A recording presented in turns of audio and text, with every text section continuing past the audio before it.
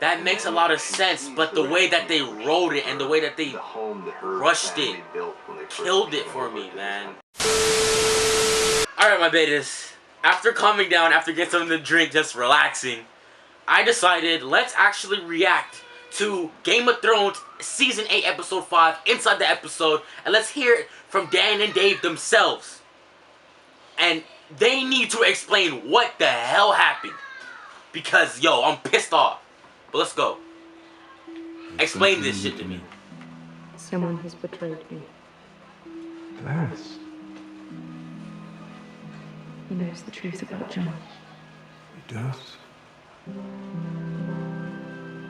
Come on, guys. Dany's an incredibly strong person. She's also someone who has had really close friendships and close advisors for her entire run of the show. You look at those people who have been closest to her for such a long time, and almost all of them have either turned on her or died, and she's very much alone. And that's a dangerous thing for someone who's got so much power to feel that isolated. So at the very time when she needs guidance and those kind of close friendships and advice the most, everyone's gone. Goodbye, my friend. Damn. That's tough, though. That's tough. I think that Tyrion is saying goodbye to his best friend in the world outside of his brother. She had no remorse.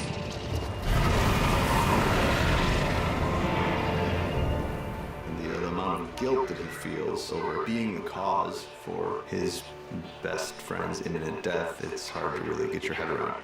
I just want to see their explanation, bro. Jon Snow is someone that she's fallen in love with, and as far as she's concerned, by this point, Jon has betrayed her by telling people about his true identity, and also the fact that he's unable to return her affections at this point.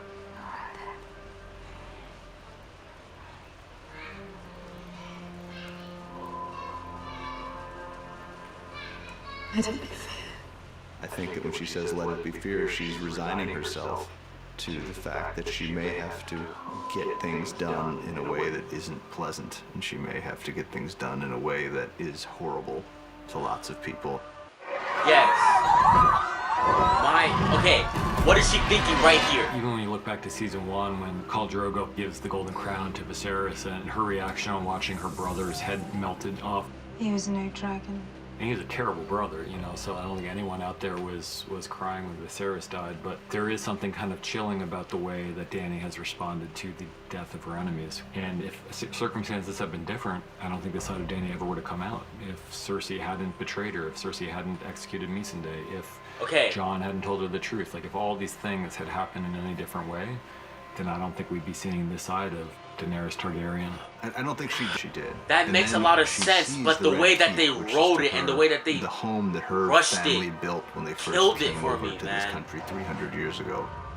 It's in that moment on the walls of King's Landing when she's looking at that symbol of everything that was taken from her, when she makes the decision to make this personal. Yeah, but not to civilians, though.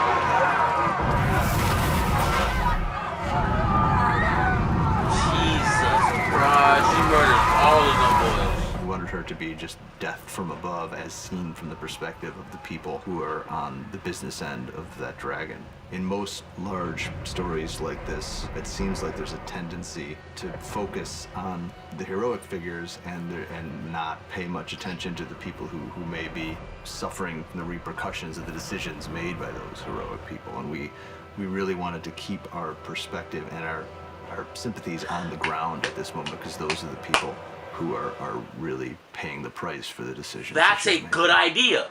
That is an amazing idea, but your writers ain't doing the justice, bro. The good guys are behaving like the bad guys, and the bad guys in the shot are the ones who are doing all of these horrific things around him, who are his own men. The moral lines that he's drawn for himself in his own life can't be maintained for everyone. Again, bro, the writing killed it, man. So many and other that's options. another issue. Clegane Bowl wasn't all that for me either, man. The way they die is poetic, and like some of those shots were badass as hell with them facing each other and the dragon. Sandor. Thank you. That right there. Oh my god, that We've always shot wanted is to see these sexy. two face off And that's exactly again. what I'm talking about. The Finally did. cinematography is on It point. struck us that it would be kind of apocalyptically beautiful to see them fighting on Yes, the stairway apocalyptically beautiful. with the Exactly. sky in the background and the That dragon was flying amazing. by and the But the flames fight everywhere. itself and just the way it played out, I don't These know. two were going to Overhyped. die The together. reason we decided to follow Arya out of King's Landing and to see the fall of King's Landing through her eyes is something that we talked about with an earlier episode. You just care a lot more when you're with a character that you care about. So if we saw a lot of extras running around on fire and buildings falling apart, it might have been visually interesting, but it wouldn't have had much of an emotional impact. But when you're there on the ground with Arya, who's one of the people we care the most about, then everything takes on that much more of an edge. Oh my We knew that god. would be convincing her to part ways. I'm with him, sorry. To not Hold hurt up. her. It doesn't have an emotional impact when the character there's no consequences. Arya's plot armor was thick. Arya should have been slumped. You know what? Okay, no. And once she decides she needs to get out of the city where she's in the worst possible place you can be. So she's got to get from that central point all the way outside the walls of the city. It's the longest, hardest journey anybody has to make in the entire episode. You know, there's a scene several years ago where Jaime and Bronn are talking about how Jaime. they want to go, and Jaime's talking about dying in the arms of the woman he loves. And this is it. This exits and they're all clogged up with rubble and there's no way out, and he knows there's no way out. He's just trying to calm down the woman he loves because he knows this is it. Look at me. Just look at me.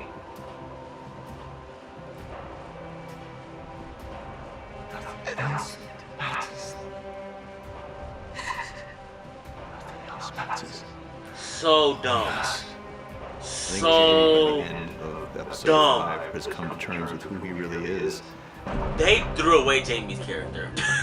D&D grabbed Jaime's character, like freaking crumbled him up, and then just launched him out the third story window, bro.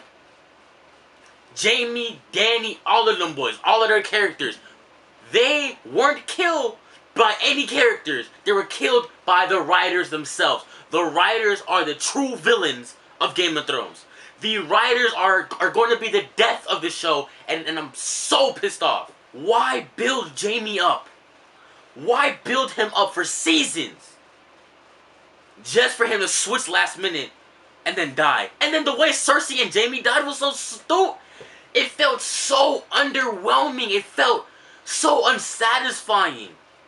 It felt so unsatisfying, guys. My goodness. When I say unsatisfying, I mean, look at Ramsay Snow. Look at Joffrey Baratheon, Joffrey Lannister. Look at him. Look at those two, Ramsay and Joffrey. The way those two die felt very amazing because you've grown to hate these people.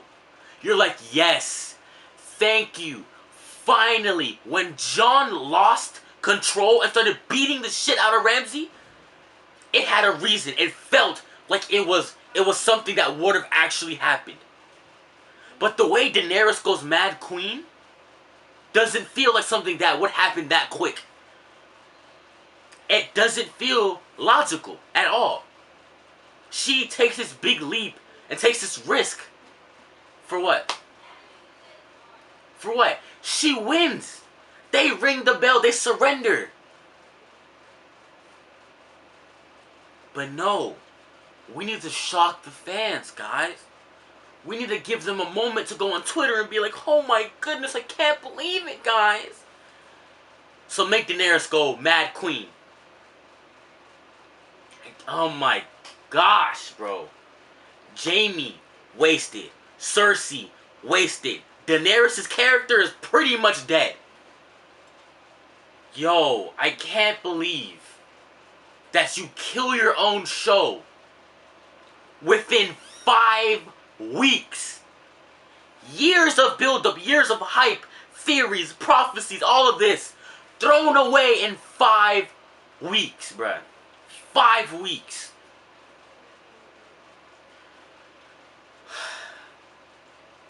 I'm going to watch episode 6, the series finale, because I have to. It's just something I have to do.